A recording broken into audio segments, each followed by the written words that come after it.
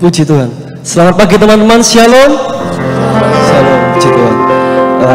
Puji Tuhan ya, kita bisa berkumpul kembali di sini. Sekarang aku mau ajak teman-teman untuk memuji, memuliakan nama Tuhan. Kita akan naikkan satu lagu, Mengikut Yesus.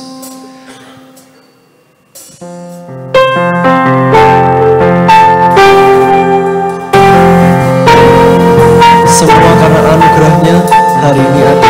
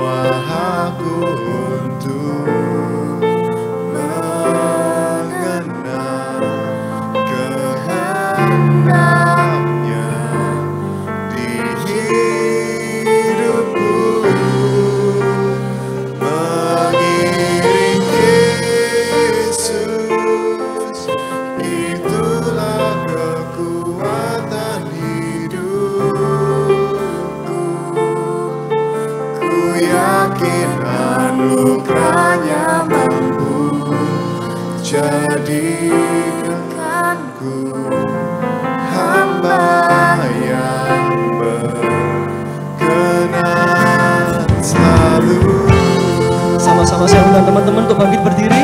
Kita naikkan syukur kita. Semua karena anugerahnya hari ini ada. Amin Tuhan.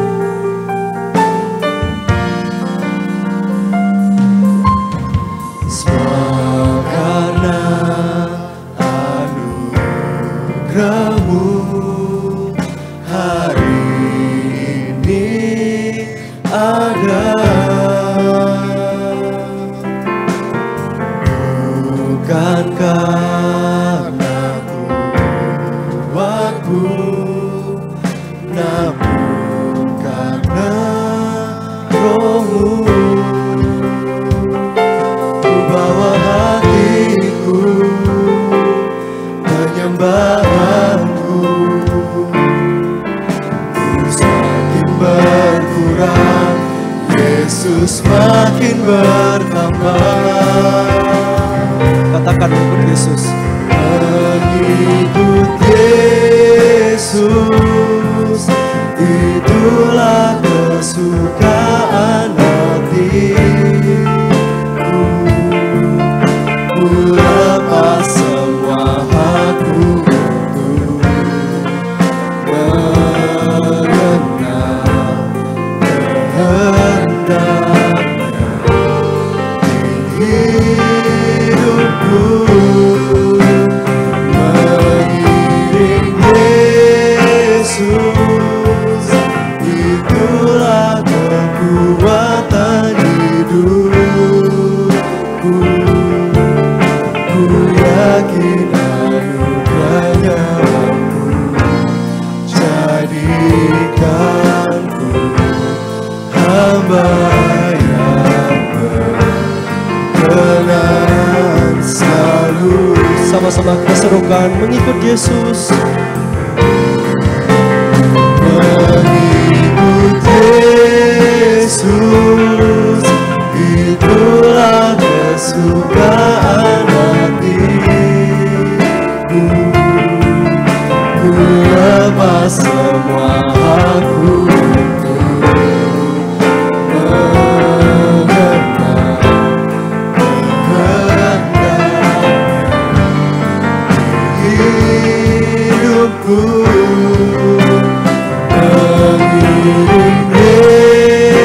Yesus, itulah kekuatan hidupku.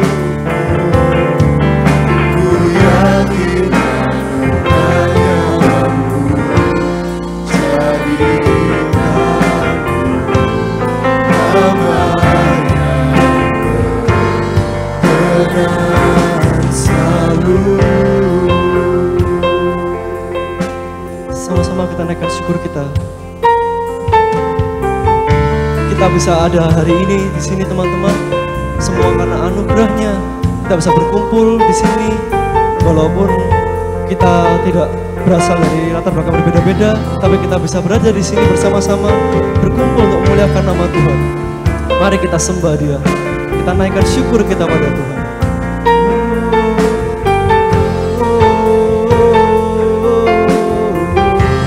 Sama-sama senandungkan.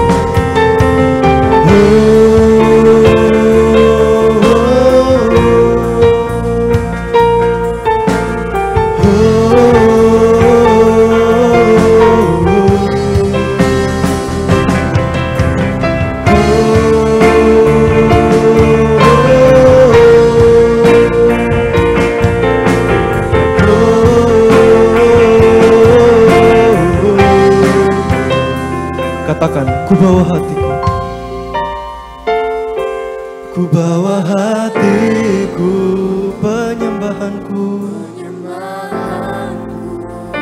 Yes, Lord. Ku semakin berkurang, Yesus semakin bertambah. Mengikut Yesus, itulah kesukaan hatiku. Ku lepas semua hakku, mengenal kehendaknya di hidupku. Mengiring Yesus, itulah kekuatan hidupku.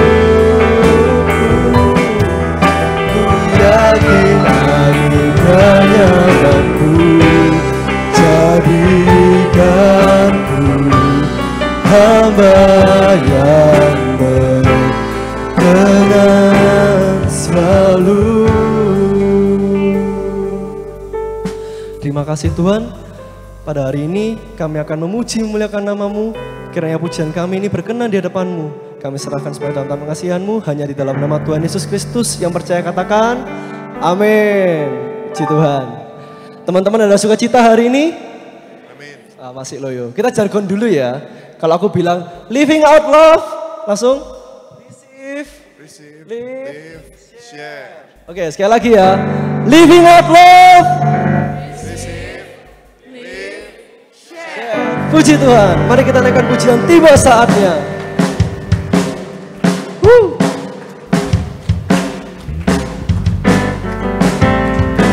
Tepuk tangan lebih keras lagi dong buat Tuhan kita. Haleluya.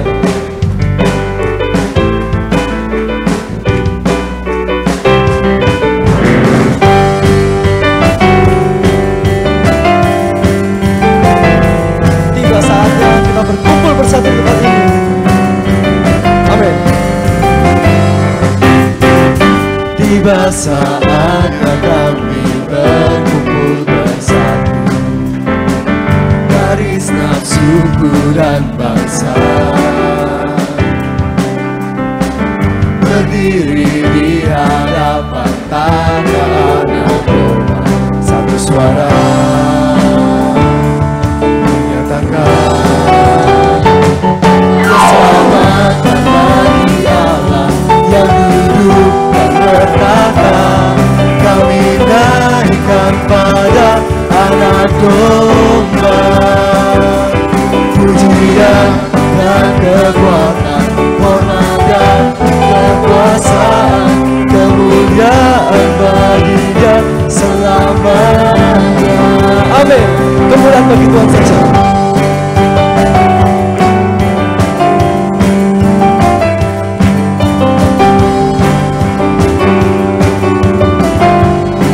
Katakan, tiba saatnya.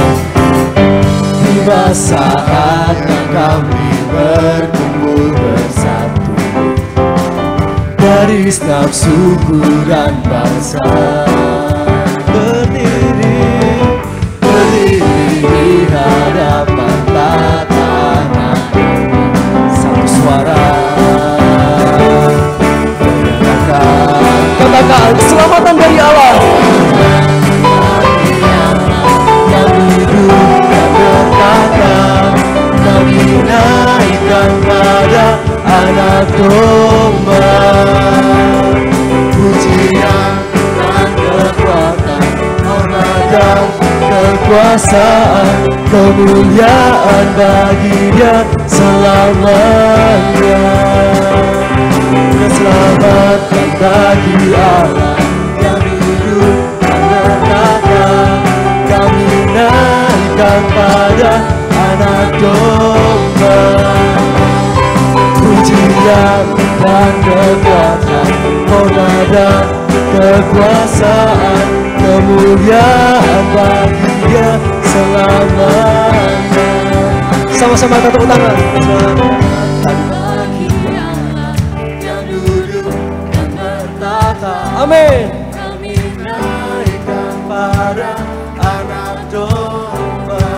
Duta Turunan Kristus lebih keras. Pujian dan kekuatan, hormat dan kekuasaan, kemuliaan bagi Dia selamanya. Sekali lagi lebih keras ya buat Tuhan kita. Bagi Allah yang duduk dan bertata, kami naikkan pada Anak Domba.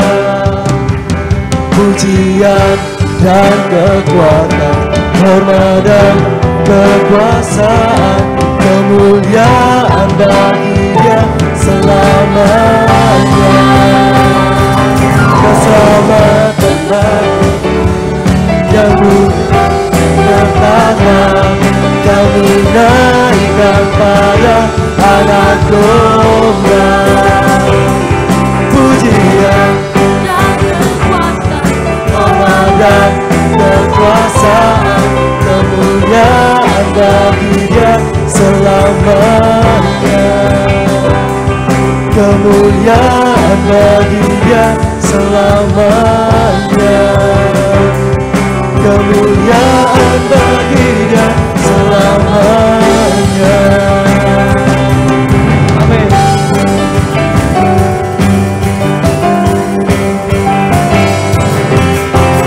Kemuliaan bagi nama Tuhan saja. Teman-teman dipersilakan berdiri kembali. Kita semua yang di sini percaya ya, kita dikumpulkan di sini untuk satu alasan. Kita disatukan di tempat ini karena ada rencana Tuhan dalam hidup kita yang lebih baik. Amin teman-teman. Mari kita sama-sama nyanyikan sebuah pujian, satukan kami.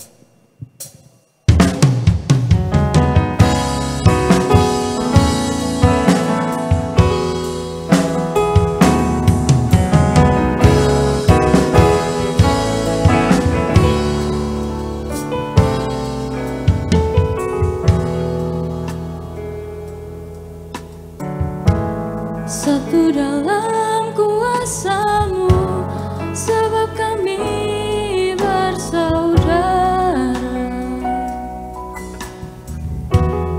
Biar kami satu, seperti Kau dan Bapa satu. Dunia lihat Kau dalam kami, jadikan kami sepikir.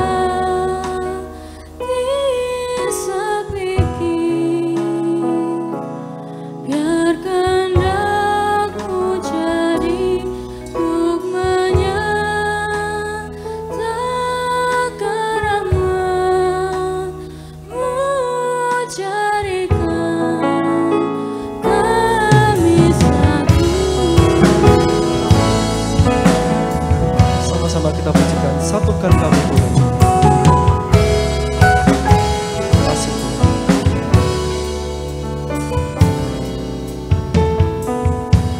Satukan kami satu dalam kuasa-Mu, sebab kami bersaudara. Biar kami satu, seperti Kau dan Bapa satu. Dunia lihat Kau dalam kami. Satukan kami, satukan kami, satu dalam kuasa-Mu, sebab kami bersaudara. biar kami satu Tuhan, Biar kami satu, seperti Kau dan Bapa satu. Dunia lihat Kau dalam kami. Dunia lihat Kau dalam kami. Jadikan kami sehati sepingin, dan kehendak-Mu jadi untuk menyatakan rahmat-Mu. Jadikan kami satu. teman-teman bisa bagi berdiri, kita pujikan lagi lebih tinggi untuk Tuhan kita. Kami sehati sepingin, dan kehendak-Mu jadi untuk menyatakan rahmat-Mu. Jadikan kami satu. Sekali lagi katakan lebih keras, satu. Kami sehati sepingin, dan kehendak-Mu jadi untuk menyatakan rahmat-Mu. Jadikan kami satu.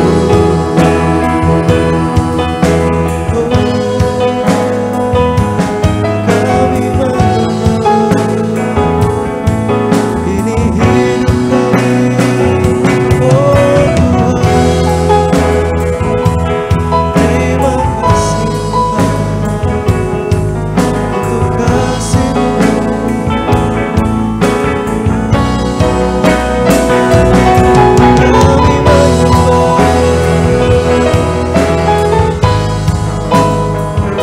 Kami satukan kami dalam kasih-Mu, seperti Kau dan Bapa.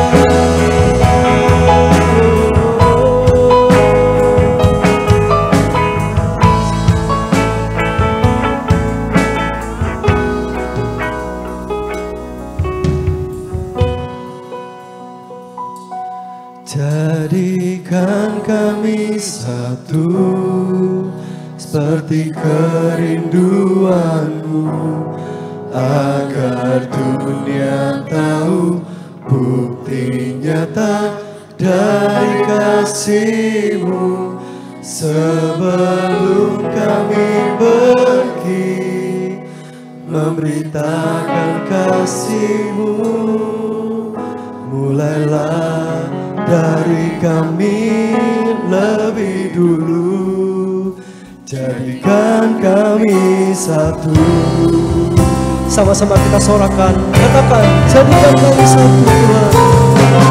Jadikan kami satu, seperti kerinduan-Mu, agar dunia tahu bukti nyata dari kasih-Mu. Sebelum kami pergi memberitakan kasih-Mu, dari kami lebih dulu. Jadikan kami satu. Jadikan kami satu, seperti kerinduan-Mu, agar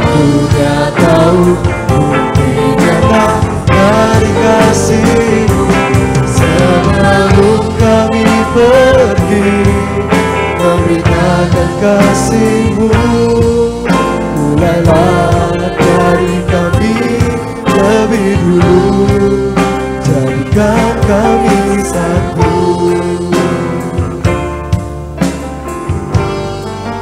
Jadikan kami satu.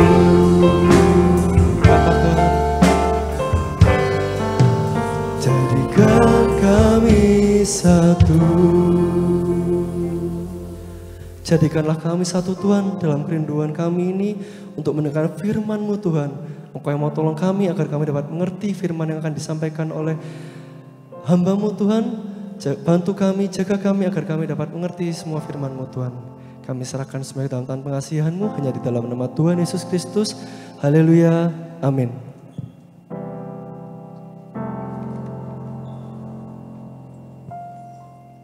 Selamat pagi. Shalom. Ya, sudah makan semua? Hah? Belum? Sudah makan? Sudah ya? Sip. Oke, saya minta waktu sebentar sambil sama-sama kita persiapkan Alkitab kita.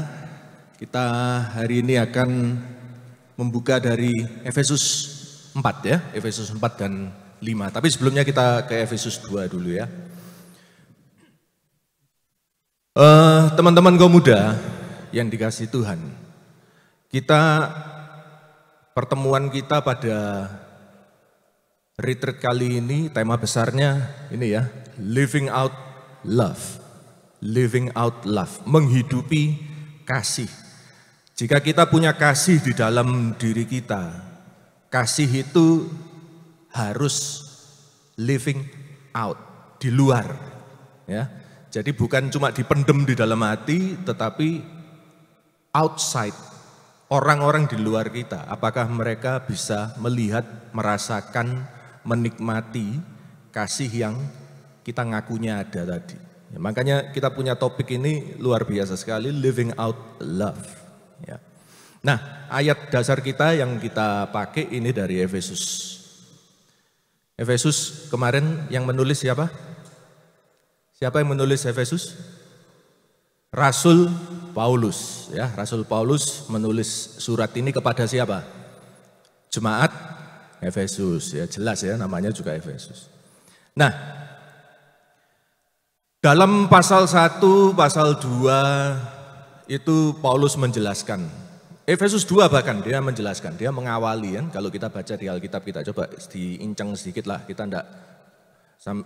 baca sendiri-sendiri. Tapi di situ Paulus mengawali, kita dulu sudah mati karena dosa dan pelanggaran kita. Ya. Ayat 5, ayat 6, tetapi kita mendapat anugerah, tadi kasih karunia kemarin sudah dijelaskan, itu anugerah.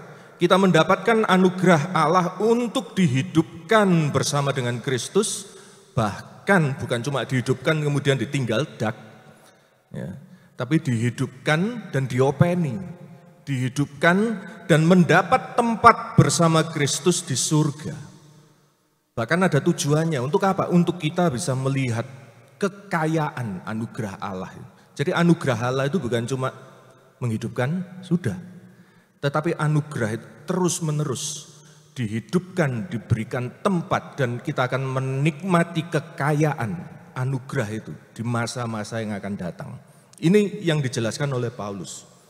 Di Efesus 2 ayat 8-9 di situ dituliskan, sebab karena kasih karunia kamu diselamatkan oleh iman. Kalau tidak ada kasih karunia, tidak selamat. Dan itu kemarin sudah dijelaskan sama Soyung, itu bukan hasil usahamu, itu adalah anugerah, itu adalah pemberian, itu adalah kado, hadiah. Tinggal kita terima, itu bukan hasil pekerjaanmu, jangan ada orang yang memegahkan diri. Anugerah ini gratis tetapi bukan murahan. Ya, sekali lagi anugerah ini gratis, tetapi untuk mendapatkannya itu bukan barang murahan. Itu dibayar dengan harga apa? Darah, harga darah. Kemarin dikatakan, no? Tidak ada pengampunan tanpa tanda darah. Minta ampun rok kecut, Maaf Tuhan, saya berdosa, kecut. Kalau ambune, istilahnya orang Jawa. Harus ada tanda darah. Karena kita berdosa itu harus ada yang mati untuk kita terdamaikan dengan Allah. Harus ada tanda darah. Dan apa istimewanya darah Yesus? Kenapa kok enggak darah kambing domba saja? Embek gitu kan banyak ya. Toh orang Israel dulu ya pakai embek domba gitu ya. Tapi darah Yesus ini istimewanya apa? Nah, ini Bible quiz juga ya. Apa istimewanya darah Yesus? Kenapa kok darah saya enggak bisa? Kenapa kok darahnya Kak David kasih enggak bisa? Jangan langsung delok gak enak. Ya, kenapa kok darahnya orang manusia biasa enggak bisa? Karena manusia biasa ini semua sudah tercemar dan berdosa. Kita ini semua sudah jatuh dalam dosa. Seperti tadi dijelaskan Paulus, kita sudah mati karena dosa dan pelanggaran. Lalu sudah mati mau dijadikan korban, tidak bisa. Jadi karena Yesus itu justru dia tidak mengenal dosa, tidak berdosa. Itu darahnya mahal. Itu yang membuat darahnya itu manjur, mujarab, ampuh untuk mendamaikan manusia dengan Allah. Ya, ini bukan harga yang murah. Dan itu yang membawa kita yang dulu jauh menjadi sekarang apa? Dekat. Paulus ini bicara sama siapa sih? Dia nulis sama jemaat Efesus ini, dia menulis kepada siapa tepatnya? Kita perlu tahu bahwa di Efesus itu seperti kota-kota zaman dulu lainnya, itu ada komunitas Yahudi di sana, tetapi ada komunitas non-Yahudi. Nah, Efesus itu kota apa coba? Ayo, kota Indonesia atau kota Amerika atau kota apa? Kota apa? Efesus itu kota apa? Bangsa apa yang ada di sana? Nah, ini jadi Bible quiz kemarin lumayan. Bangsa apa? Bangsa Yunani. Jadi kebanyakan di sana adalah Yunani. Di sana adalah koloni Yunani di bawah kekuasaan Roma. Ya, jadi yang berkuasa di situ Roma, tetapi mayoritas penduduknya orang Yunani. Ada orang Yahudi. Nah, orang Yahudi jadi Kristen, orang Yunani jadi Kristen. Kira-kira di dalam tubuh Kristus jemaat di sana akor enggak? Enggak bakalan. Karena pola pikirnya terlalu berbeda orang Yunani sama orang Yahudi. Ya. Paulus menulis khususnya kepada orang-orang Yunani yang menjadi percaya. Di situ dia katakan, kamu lo dulu orang Yunani ya, kamu lah tidak kenal Allah tuh. Kamu tuh dulu jauh.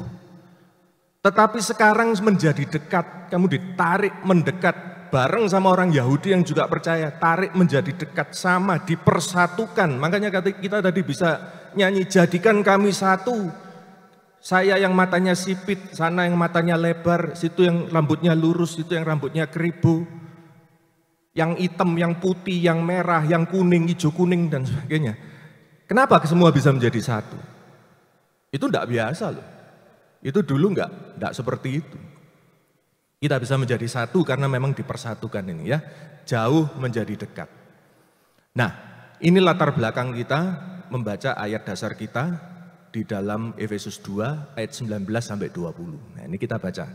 Efesus 2 ayat 19 sampai 20. Sudah dapat semua? 19 sampai 20? Nah, demikianlah kamu bukan lagi orang asing. Perhatikan, orang asing, bukan lagi pendatang, tetapi kamu ini sekarang adalah kawan sewarga dari orang-orang kudus. Kita semua ini kawan sewarga, fellow citizen, sesama warga negara, ya, orang-orang kudus. Dan bukan cuman warga, tetapi apa? Anggota keluarga Allah. Yang dibangun atas dasar para rasul, para nabi, dan dengan Yesus Kristus sebagai batu penjuru. Nah, ini yang kita akan lihat. Menarik di sini karena dikatakan orang asing, pendatang, kawan sewarga, anggota. Kalau kita amati ini, dia menunjukkan satu progresi, ya enggak? Pertama dia ngomongkan orang asing. Siapa orang asing? Orang asing itu orang yang jauh banget, orang yang tidak ada hubungannya sama sekali. Kalau kita orang Indonesia, kita ngomong orang Amerika itu orang asing. Jauh sekali, tidak ada kena-mengenaknya dengan Indonesia. Betul nggak?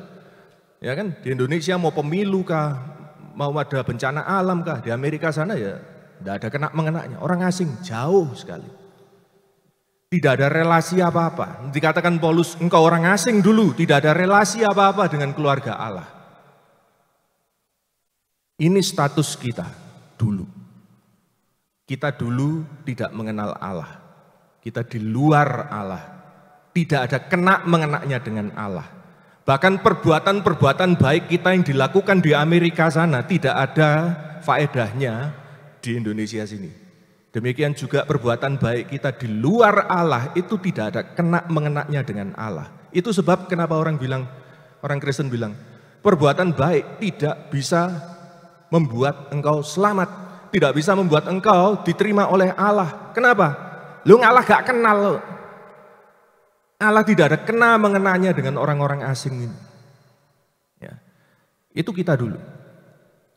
Ya, tapi mungkin saudara bilang, sebentar saya lo sejak kecil masuk sekolah minggu. Saya dulu lahir keluarga Kristen. Saya waktu lahir itu saya dengar papa saya bilang haleluya. Saya bukan orang asing enggak saudara ya. Teman-teman harus tahu, kita bahkan waktu lahir secara fisik, itu kita lahir secara fisik di dalam dosa. Tidak ada kena-mengena dengan Allah. Jika engkau tidak mengambil komitmen, engkau tidak menerima Tuhan Yesus, meskipun kau lahir dalam keluarga Kristen, anaknya pendeta besar siapapun, orang asing. Orang asing. Tidak ada kena-mengena dengan Allah. Nah tapi setelah orang asing dia ngomong pendatang. Paulus bilang pendatang. Siapa pendatang? Pendatang ini orang asing yang datang. Namanya juga pendatang ya. Orang asing yang datang. Di dekat rumah kita ada bule. Kita ngomong bule ini rada rasis. Ada orang kelihatannya orang European gitu ya. Atau orang Amerika. Dia punya rumah di dekat kita situ. Kalau kita keluar, kadang-kadang kelihatan dia di luar sama anaknya, sepedaan, muter-muter. Kita mikir ini bule gak gosong ya. Tapi ya, itulah pendatang. Kita melihat orang asing itu ada di dekat kita. Dia berperilaku kurang lebih sama seperti kita, menikmati lingkungan yang sama seperti kita, tapi tetap orang asing.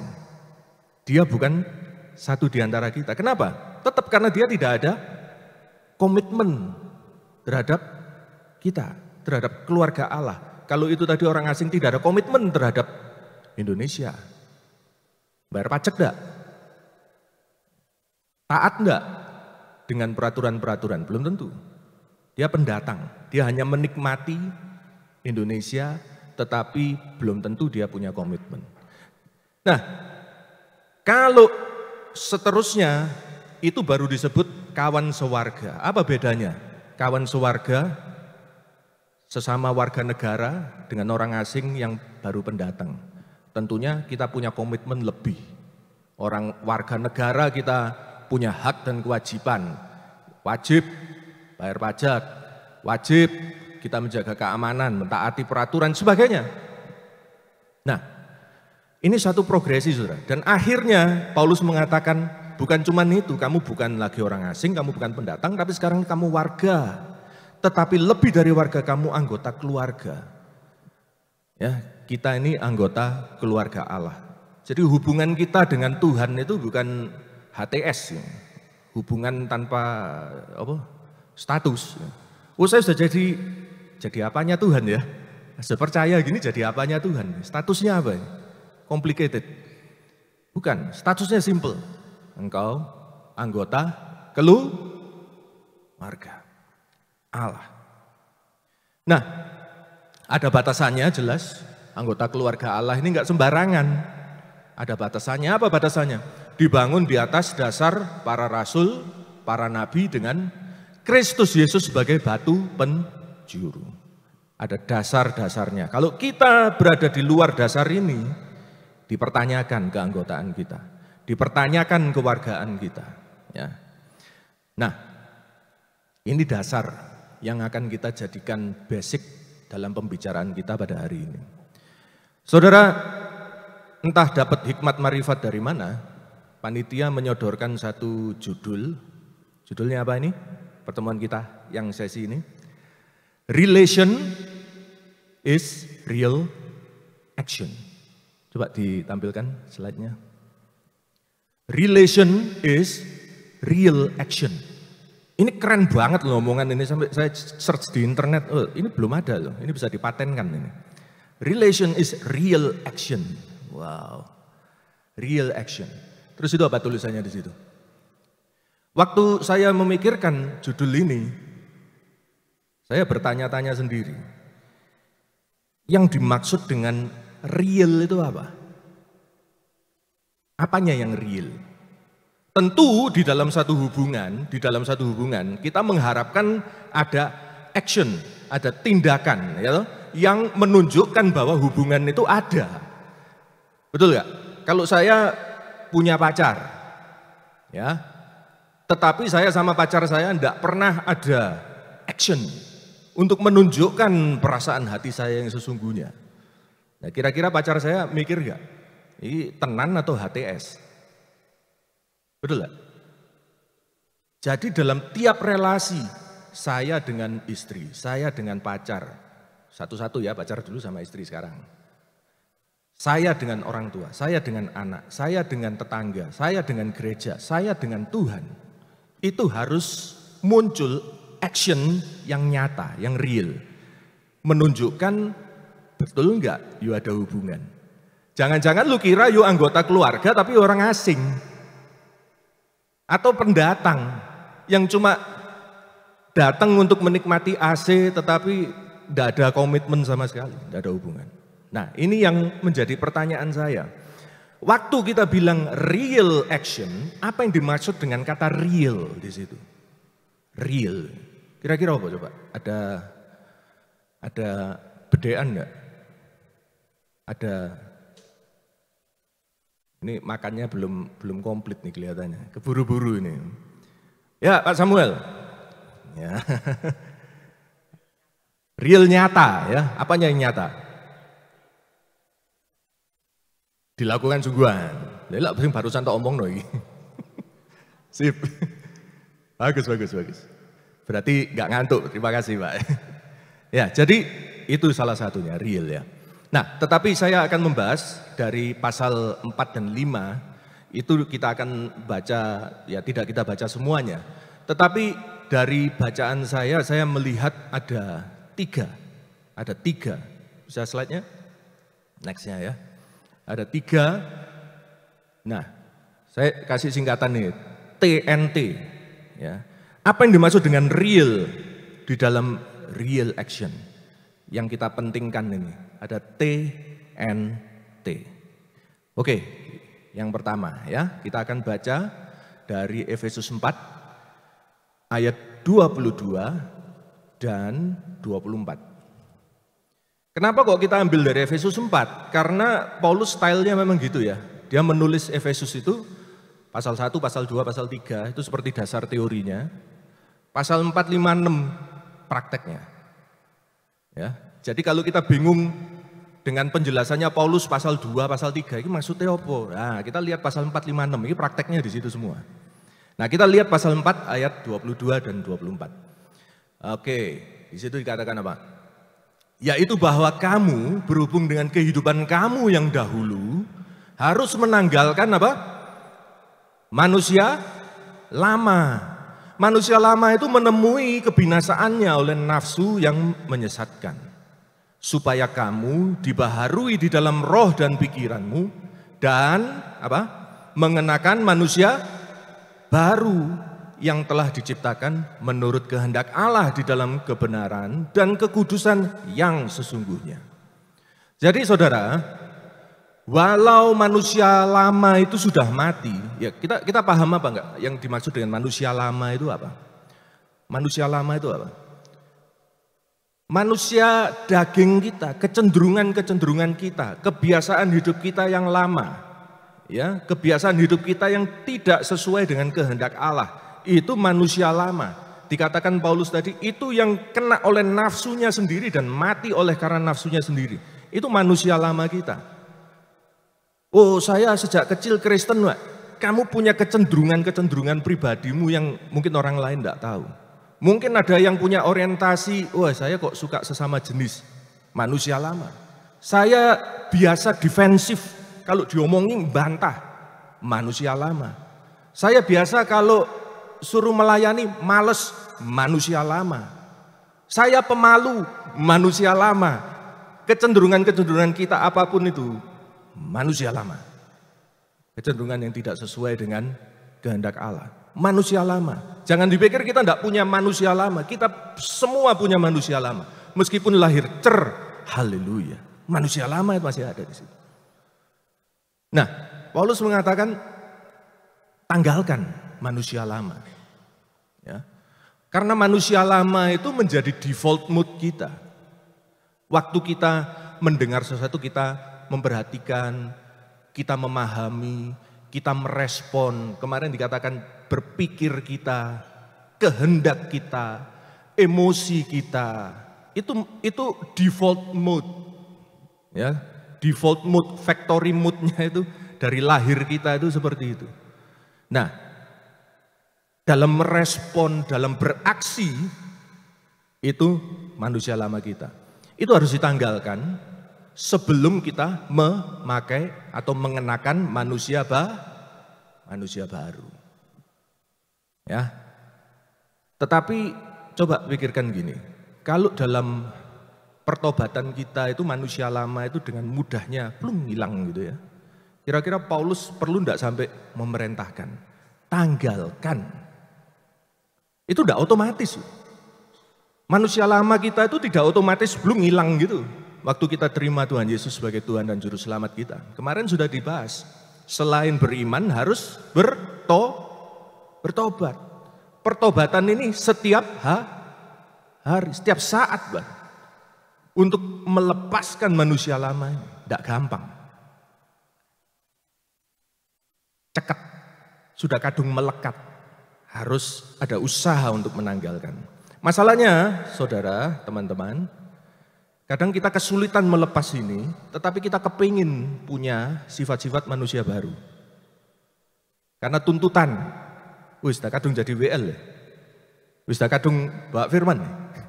Wah, sudah kadung diakoni anak Tuhan ya. Diangkat penatua lagi, waduh. Ya. Harus dong menampilkan manusia baru dengan action-action yang baru, yang ilahi sesuai kehendak Allah. Tetapi tidak pernah ada usaha melepas manusia lama, sehingga akhirnya itu seperti pakai baju rangkep. Nangkep maksud saya? Pakai kaos, sudah dari lahir pakai kaos itu, ambunya apek, gak pernah dicuci, manusia lama kita di situ, tapi berhubung mau melayani pakai jas. Ya, manusia baru, kenakan manusia baru, jas, keren. Kalau dilihat dari jauh, wah keren banget ini, seperti sopo. Kalau zaman saya itu seperti Lau Tek Hua. Seperti siapa lagi, Brad Pitt lah. Ini wong tuwek ya ngono, aktornya tuwek kabeh bisa. Tetapi saudara, kalau dari dekat, kira-kira ada yang mencurigakan enggak? Kalau di bau mambu ya. Iki keren ketoke, dicideki kok mambu. Kenapa kok mambu? Manusia lamanya masih kecantol. Karena itu saudara, real, action yang real, pertama dia harus real dari dalam. Action yang real harus real pertama dari dalam. Karena itu T yang pertama saya tuliskan di situ, tulus. Apa maksudnya real? Maksudnya adalah tulus. Artinya apa? Tulus, real itu adalah action yang diperbuat, dihasilkan oleh manusia baru tanpa ada manusia lama. Tidak mudah saudara ya, ini yang mungkin paling sulit justru. Dari semua yang nanti kita bahas, ini yang paling sulit. Karena Allah itu tahu apa yang ada di dalam hati kita. Itu luar biasanya dan parahnya dari wong Kristen itu. Karena Allah itu tahu di dalam hati kita itu apa. Ngeri banget. Bayangkan kalau saya tahu, misalnya saudara punya pacar, saudara lihat pacar saudara itu satu saat di luar sana gandengan sama cowok lain, kemudian dia balik, kemudian ketemu saudara, all smiles, ya, bawakan makan, dengan perbuatan-perbuatan kasih pada saudara. Saudara terima itu dengan bagaimana? Tahu bahwa di sana di luar tadi barusan gandengan sama cowok lain. Masuk di sini sikapnya baik-baik, bawa makanan, share, minum. Gimana kok? Waduh. Bagaimana saudara terima itu? Bisa terima baik enggak? Atau bleh? Itu Allah saudara. Allah itu tahu kamu yang sebenarnya itu bagaimana, saya yang sebenarnya itu bagaimana. Dan kita sekarang mau melakukan sesuatu yang baik. Allah itu melihat kita memuji Tuhan. Oh, haleluya. Di luar sana, ya apa bro? Cewekmu, ya apa? Di dalam, oh. Di luar, klok. Minum mabuk. Waktu saudara, oh Tuhan terima kasih. Kamu mengharapkan Tuhan lihat kamu terus ngomong apa? Oh bagus, syabas hambaku yang baik dan setia. No, I think you will say, bleh. Ludahkan keluar. Jadi ketulusan ini, tulus ini real dari dalam. Dan itu yang nomor satu. Itu yang paling penting. Ya. Jadi saudara, mari kita berusaha tulus di dalam tiap action kita, terutama dalam pelayanan, terutama di dalam pelayanan kita, terutama di dalam waktu kita saling berhubungan, berkoneksi, connected ya tema kita, berkoneksi dengan sesama tubuh Kristus. Ayo, saudara tahu berapa banyak orang Kristen tersandung keluar dari gereja. Jadi di dalam gereja enak-enak jalan kesandung, buang gelundung sampai keluar gereja. Tersandung keluar dari gereja. Karena akhirnya dia mencium bau busuk manusia lama di dalam jas kita. Itu merupakan salah satu sebab terbesar mengapa orang Kristen luntur dari imannya. Keluar dari imannya. Menyangkal Tuhan. Kenapa? Karena dilihat, wong gereja munafik kabeh. Itu yang dia lihat. Pendeta munafik kabeh, ketua kaum muda munafik. Kok tahu? Wah, di sini bawa firman, di luar sana meso-meso, Pak.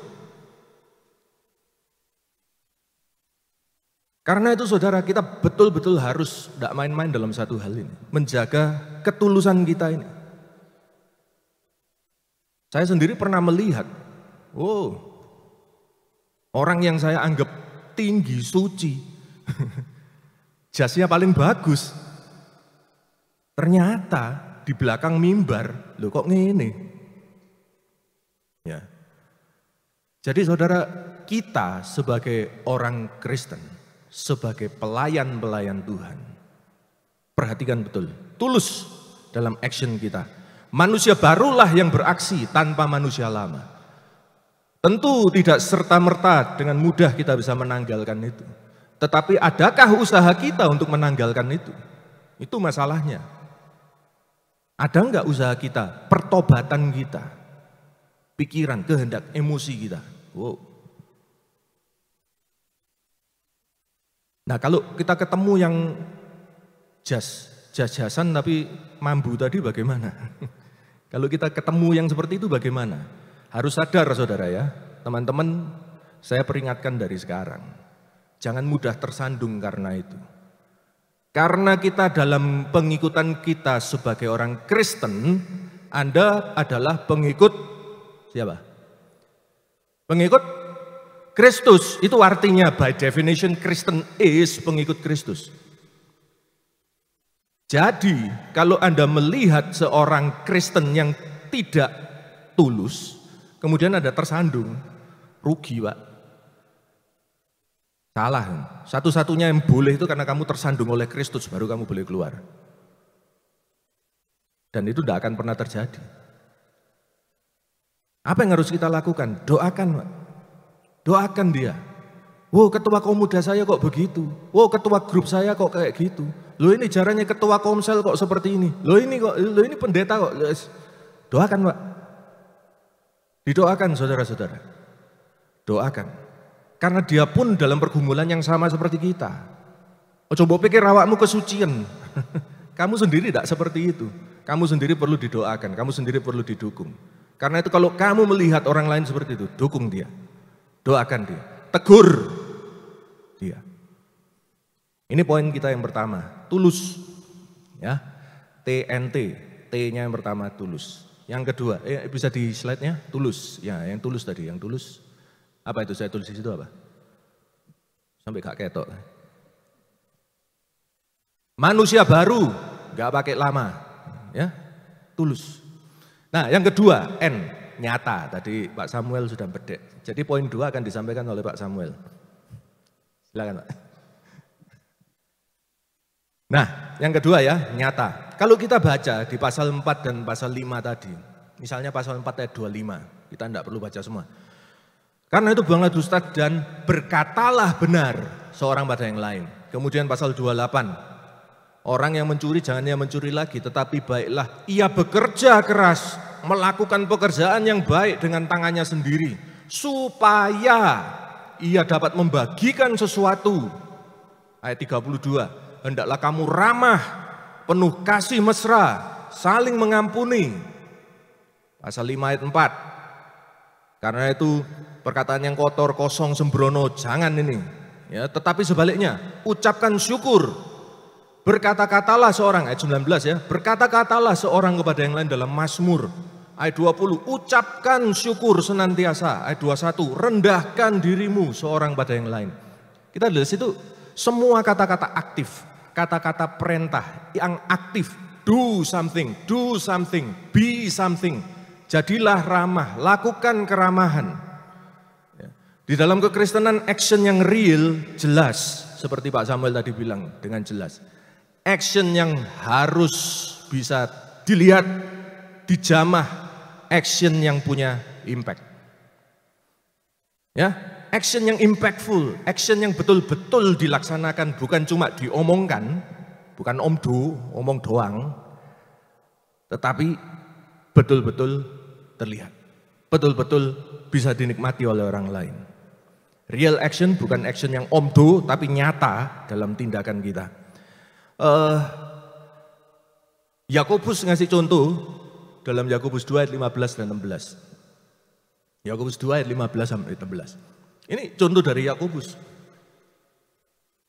Jika seorang saudara atau saudari, sesama kita, teman-teman, sewarga kerajaan Allah ini, dan kemudian anggota keluarga Allah ini, kalau salah satu orang dari mereka itu tidak mempunyai pakaian dan kekurangan makanan sehari-hari, artinya mereka itu kedinginan, mereka itu kelaparan, lalu seorang dari antara kamu berkata kepada mereka, bro, selamat jalan ya, pakai ya kain yang panas, pakai jaket Pak, ya. Dan makan sampai kenyang, ya jangan sampai lapar. Tapi ngomong tok, berkatalah mereka gitu ya. Tetapi ia tidak memberikan kepadanya apa yang perlu bagi tubuhnya. Apa kata Yakobus? Apa gunanya itu? Jadi kalau itu hanya diomongkan, hanya retorika, apa gunanya itu? Gak ono. Kalau di grup-grup kan sering, oh selamat ulang tahun gitu ya. Kemudian yang ulang tahun bilang, terima kasih teman-teman. Kemudian ada yang nyeletuk di bawah pakai stiker atau bagaimana. Terima kasih tok, makan-makan apa? Ngomong tok, mangan-mangan bohong. Kemudian yang ulang tahun jawab, aku yo selamat tok, gak ono kadune. Iya toh, selama lu ngomong, gua ngomong, lu jual gua beli kan itu. Nah, tetapi itu yang sering kita terjadi. Memang tentunya tadi Paulus juga berkata, ya, ngomong yang baik, perkatakan yang baik. Dengan saudara itu diawali memang dengan perkataan yang baik. Tapi jangan berhenti di sana. Kalau memang ada kebutuhan yang nyata, fisik kebutuhan yang nyata, kita pun juga harus menunjukkan action yang real, nyata. Paling gampang apa ini yang bisa dilakukan? Yang nyata, real. Paling mudah, tunjukkan keramahan. Paulus tadi mengatakan, be friendly, ramah dengan yang lain. Ayat 32. Ya, tunjukkan keramahan. Paulus di Roma 12 ayat 10 itu saya mikir satu trik yang praktikal. Ya. Saling mendahului dalam memberi hormat. Saling mendahului dalam memberi salam. Kalau ketemu kenal gak kenal gitu ya. Tapi plus lewat. Gak boleh gitu orang Kristen.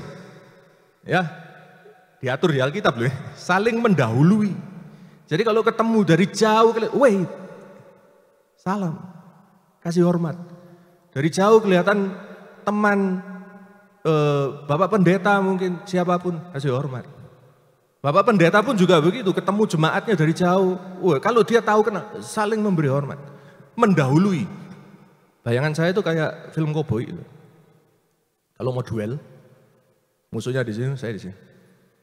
Mendahului kan, dier ya. Nah, seperti itu mendahului dalam memberi salam. Temu Pak David, woi, ayo Pak. Ya, saya ngomong gini ini juga tertempelak ke diri sendiri juga. Apakah saya juga selalu mendahului dalam memberi salam? Enggak juga. Tetapi ini contoh yang paling simpel sebetulnya yang bisa kita lakukan. Ya, paling enggak kita pulang dari sini, yang diingat ini aja deh. Saling mendahului dalam memberi salam ya. Kalau kita ke gereja, shalom apa segala itu, coba duluan. Jangan ngenteni. Saya kan orang baru di situ, apa-apa. Saya enggak kenal siapa-siapa, justru karena itu. Justru karena enggak kenal itu. Enggak perlu malu kan, tembak kiri kanan, disier. Shalom. Dapat 3 hari ini. Ya, saling mendahului dalam memberi hormat, memberi salam. Tidak membeda-bedakan. Nah, Yakobus juga mengatakan, orang datang masuk gereja pakai cincin keren, baju bagus, ya, rambutnya tertata rapi. Kamu bilang, oh om silakan di depan Pak. Oh Pak silakan di depan Pak. Duduk tempat paling bagus.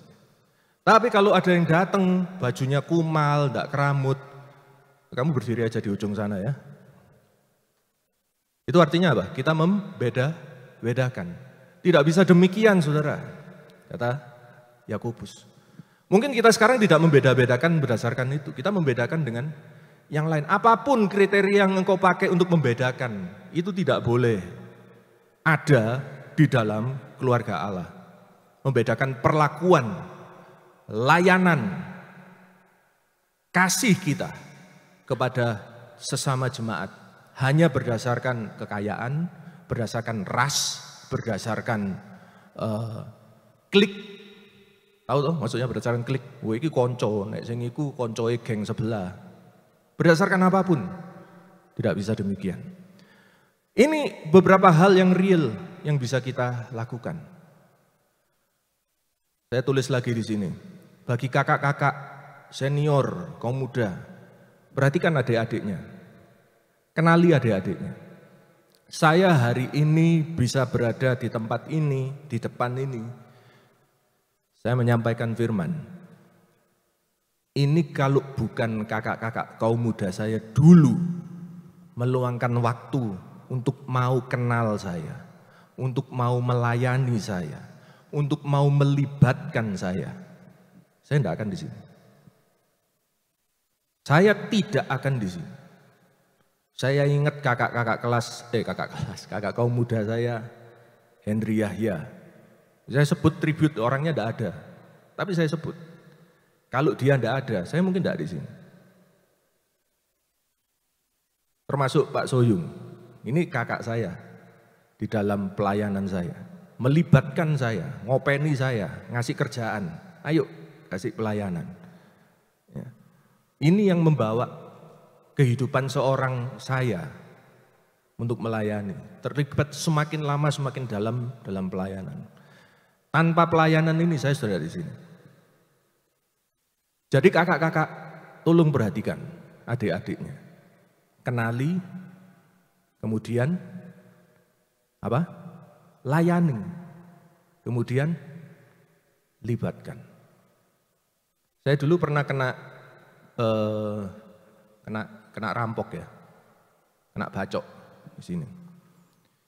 Hari Minggu malam, saya ingat tanggal 15 Desember 1996. Itu malam, sore, kejadiannya sore, malam saya sudah di rumah.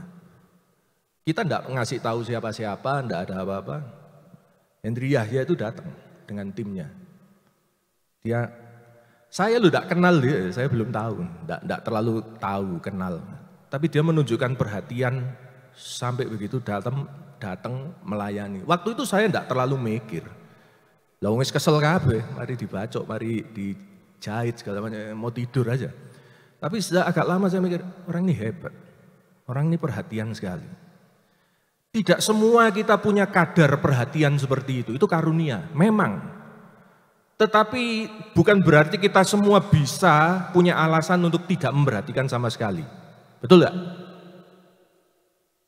Oh saya bukan pemerhati, tapi kan bisa perhatian. Mosok ngenteni dari pemerhati baru perhatian. Nah, ini saudara-saudara yang kita bisa lakukan. Tetapi sekarang pesan saya sebaliknya. Memang action itu harus real, tapi bukan berarti untuk diharap-harap. Saya kok tidak dapat perhatian, saya kok tidak dapat action yang real dari senior-senior saya. Saya kesusahan kenapa kok tidak dapat perhatian dari orang-orang lain. Saudara, ini Paulus menuliskan, sekali lagi coba perhatikan, semua kata-kata aktif. Bukan untuk nantikan temanmu membantu, keluargamu nanti akan menolong. Tidak gitu loh. Ini pesan untuk aktif, be active. Memang kalau saudara merasa, saya kan tidak punya apa-apa, saya tidak bisa membantu, tidak bisa menolong. Ingat tulisan Rasul Paulus tadi mengenai pencuri ini. Orang yang mencuri, stop mencuri. Kenapa dia mencuri? Karena dia tidak punya, karena dia kurang. Tetapi baiklah ia bekerja keras. Lalu dia tidak bilang, orang yang mencuri jangan mencuri lagi. Teman-temannya tolong kasih dia uang, kasih dia makan. Enggak loh. Dia bilang sama pencuri itu, hendaknya kamu bekerja keras, lakukan yang baik, pekerjaan yang genah, dengan tanganmu sendiri. Dan yang menarik di bawahnya apa? Supaya ia dapat membagikan sesuatu kepada yang berkekurangan. Jadi pencuri, kenapa kok mencuri? Saya tidak punya apa-apa. Yo kerja Pak, kerja. Do something, lakukan sesuatu. Untuk apa? Supaya kamu bisa menolong yang lain. Nah, jadi karena itu saya merasa melihat memang action ini harus aktif tetapi bukan untuk diharap-harap, untuk dinanti-nantikan. Kemudian kalau tidak dapat jadi bahan olokan. Wah ini pendeta gak perhatian, wah ini jemaat sombong semua, saya tidak pernah diperhatikan. Bukan seperti itu. Real action itu untuk kita lakukan, bukan untuk kita harapkan. Amin. Jadi tanggung jawab, memang tanggung jawab kita jemaat itu adalah pembangunan tubuh. Kalau kita baca di Efesus 4 ayat 11 ya, Efesus 4 ayat 11. Yesus memberikan rasul, nabi, pemberita Injil, gembala, pengajar untuk memperlengkapi orang-orang kudus. Orang-orang kudus ini siapa? Ya jemaat. Memperlengkapi jemaat. Bagi pekerjaan pelayanan, bagi pembangunan tubuh Kristus. Jadi tanggung jawab untuk melayani, tanggung jawab untuk membangun tubuh Kristus. Itu tanggung jawab siapa? Jemaat. Bukan tanggung jawabnya gembala, bukan tanggung jawabnya pemberita Injil. Tanggung jawab jemaat. Harus ada action untuk bertanggung jawab. Kadang kita memperlakukan kita memperlakukan gereja itu seperti restoran. Ya kan? Oh, saya kan datang, terima makanan firman Tuhan, kasih kolekte, bayar bill, kemudian keluar. Kemudian di luar kasih review, 5 bintang, 4 bintang, panganannya enak, atau wah servis tidak memuaskan, bintang 2. Ya, gereja itu restoran. Karena itu kalau saya sudah masuk hari ini di gereja ini, masakannya kurang enak, minggu depan coba toh gereja yang lain, ganti restoran. Mungkin lebih enak. Apakah kita seperti itu? Gereja bukan restoran, sekali lagi saya pikir saya tidak perlu menjelaskan ini ya, gereja bukan restoran gitu ya. Gereja bukan restoran. Tapi kalau pun you ngotot, enggak Pak, gereja itu restoran. Ya wis, saya akan tambahkan ini. Kalau memang gereja itu restoran, sorry saya ngomong agak kasar, gereja itu restorannya bapak lu. Nah, maksud saya, kalau memang kamu ngotot gereja itu restorannya bapak lu. Artinya apa? Lu punya andil dalam restoran itu. You punya andil dalam restoran itu. You harus berusaha supaya resepnya bisa jadi masakan yang baik. Kalau kamu makan dari restoranmu sendiri, kamu bilang, gak enak. Lah itu urusanmu, karena itu restoran bapak lu. Ini omongan ini agak kasar, tapi sebetulnya Yesus kan berkata seperti itu ya. Waktu dia menghilang di bait Allah, kemudian dicari sama Maria, kemudian saya ketemu, Yesus bilang, loh kenapa kamu bingung? Bukannya nggak tahu, aku harus ada urusan sama urusannya Bapakku. Ini my father's business. Kita anggota keluarga Allah, semua kumpulnya di gereja, saling melayani, kemudian terjadi sesuatu yang nggak enak. Kemudian kita bilang, oh jemaat ini seperti restoran, oke, restoran Bapak lu. Do something about it. Nah ini yang perlu kita tahu, real, nyata itu adalah action yang tangible, impactful, bisa dirasakan, bisa mendapatkan dampak yang baik, membangun jemaat.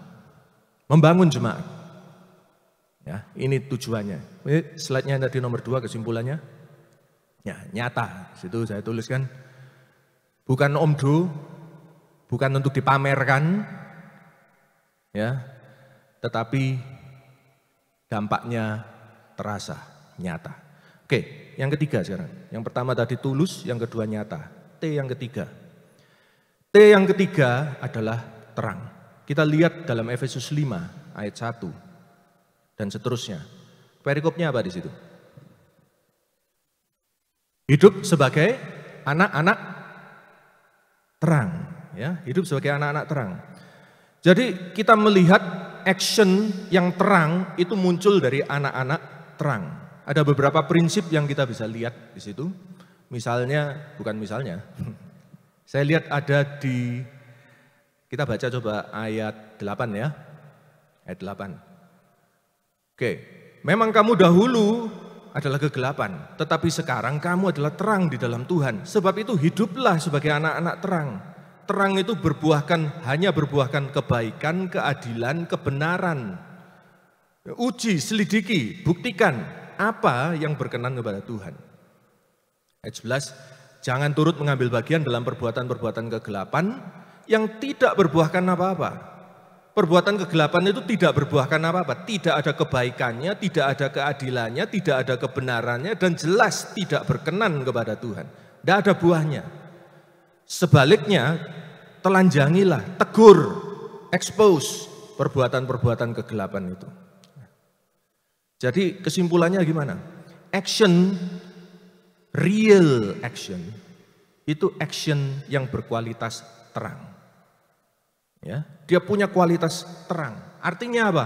Bebas dari tanda-tanda kegelapan, dia berkenan kepada Tuhan. Action kita itu jika diuji akan tampak real, nyata, dia berkenan pada Tuhan ya. Nah, bukan cuma bebas dari tanda kegelapan, tetapi juga action yang menegur, action yang membongkar kegelapan. Jadi jangan kaget kalau di dalam persekutuan kita, kalau kita melakukan sesuatu yang tidak tepat, ada yang negur. Bro, jangan ngono bro, tidak bagus ini. Tidak baik, tidak bagus. Nah kemudian kalau ditegur, bagaimana respon kita? Jari ini kasih, jari ini dalam persekutuan yang ada hanya saling memaafkan. Tidak seperti itu ya. Di sini dikatakan tegur, expose, buka, telanjangi perbuatan-perbuatan kegelapan itu.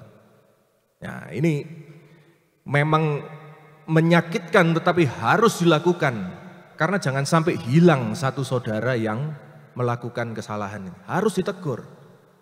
Ini kelemahan gereja. Banyak gereja yang sungkan negur. Akhirnya masalah berkepanjangan. Akhirnya menjadi sandungan membuat orang tersandung keluar dari gereja. Karena apa? Karena tidak berani menegur. Paulus dengan jelas, expose, tegur. Tuhan Yesus juga mengatakan demikian ya, di Matius 18 ayat 15. Bila saudaramu berbuat dosa, tegur dia 4 mata. Jika ia mau dengar, engkau telah mendapatkan dia kembali. Tapi kalau dia tidak mau dengar, bawa 1 atau 2 orang saksi. Supaya keterangan 1, 2, 3 orang saksi itu, perkara itu tidak disangsikan. Bahwa memang dia salah. Tegur. Jika ia tidak mau mendengarkan, sampaikan soalnya kepada jemaat. Sampaikan pada jemaat. Jadi jemaat tahu ini loh, anak ini bermasalah. Ini Tuhan Yesus loh yang berkata ini.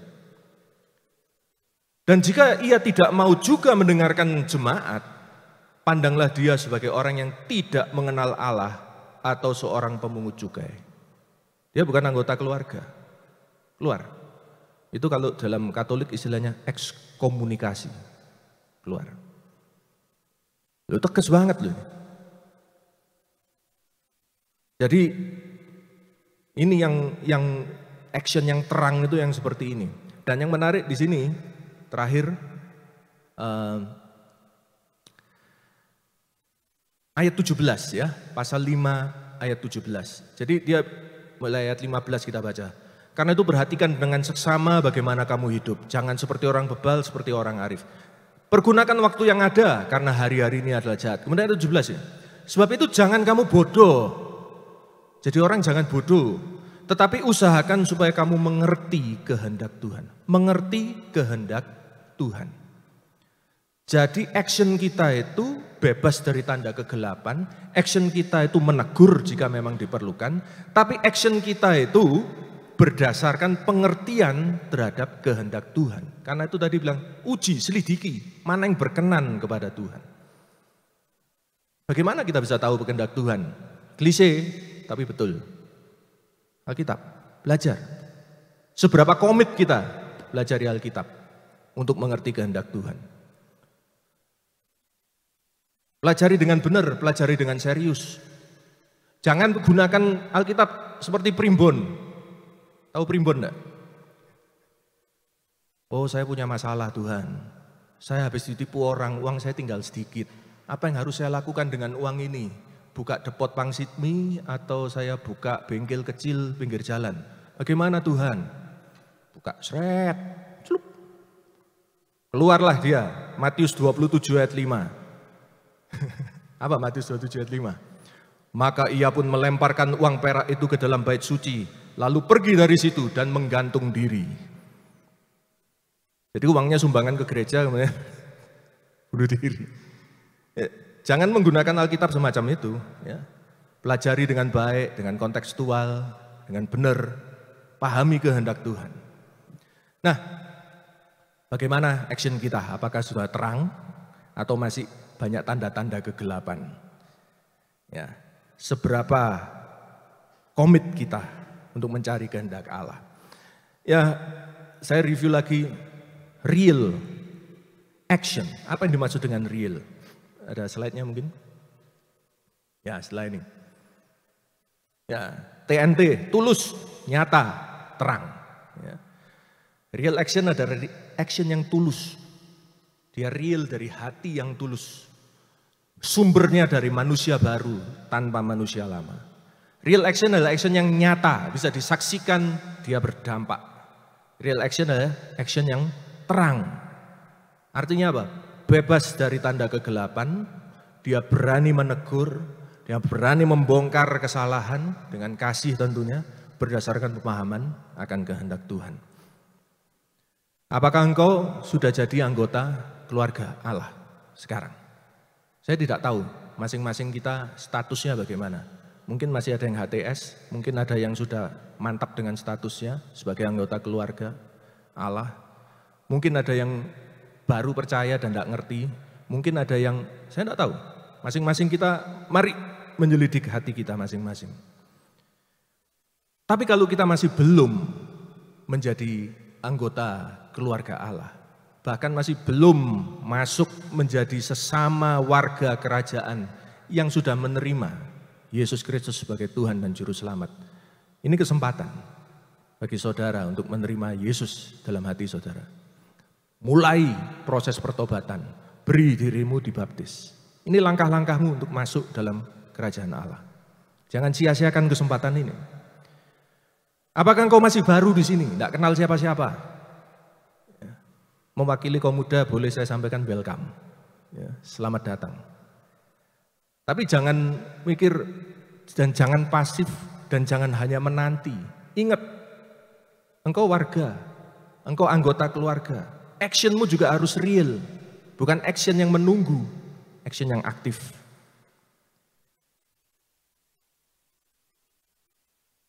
Apakah engkau sudah senior di sini? Kakak-kakak, ayo kenali, layani, libatkan adik-adik kita yang lain supaya mereka semua juga aktif dalam pelayanan. Mungkin belum ahli, mungkin belum jago, mungkin main musiknya masih teter-teter gini. Mungkin bahkan belum bisa apa-apa. Ayo dilayani, ayo dilibatkan. Ya, agar kita semua action kita menjadi berkat bagi orang lain. Amin, saudara. Amin, saudara. Ya. Kita akan nyanyikan pujian, jadikanku berkat-Mu Tuhan. Agar kita dalam action kita menjadi terang bagi sesama. Kita semua yang sudah diselamatkan menjadi terang bagi Tuhan.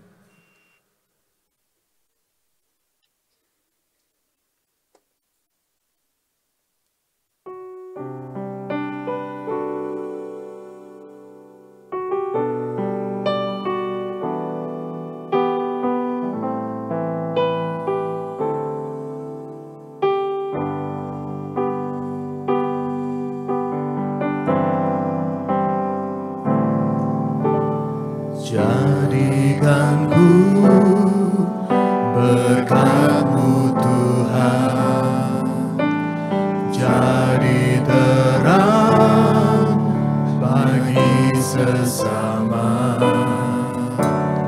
kami yang telah diselamatkan. Jadi terang Tuhan, jadikanku berkat-Mu. Jadikanku berkat-Mu Tuhan, jadi terang bagi sesama kami yang telah diselamatkan. Jadi terang Tuhan, bagaikan pelita yang menyala di tengah kegelapan, yang hidup bercahaya di depan semua orang, agar mereka lihat dan memuliakan Allah Bapa di surga. Kita bangkit berdiri bersama, kita nyanyikan. Jadikanku berkat-Mu Tuhan. Jadikanku berkat-Mu Tuhan, Untuk jadi terang bagi sesama. jadi terang bagi sesama kami yang telah diselamatkan. Jadi terang Tuhan, bagaikan pelita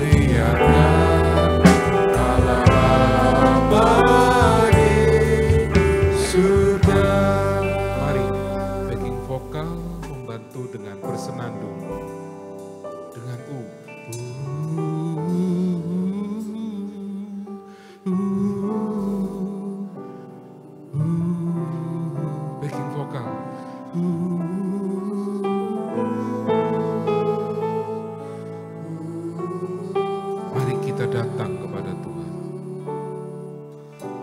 Tuhan, Engkau melihat hati kami. Firman-Mu sudah dinyatakan, Tuhan.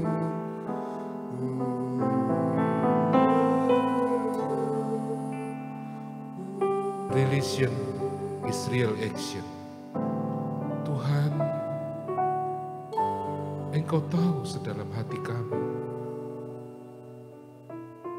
Kami merindukan, kami berbuat sesuatu yang tulus.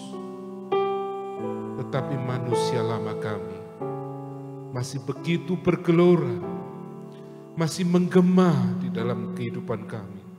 Tolong Tuhan. Tolong kaum muda ini semua Tuhan.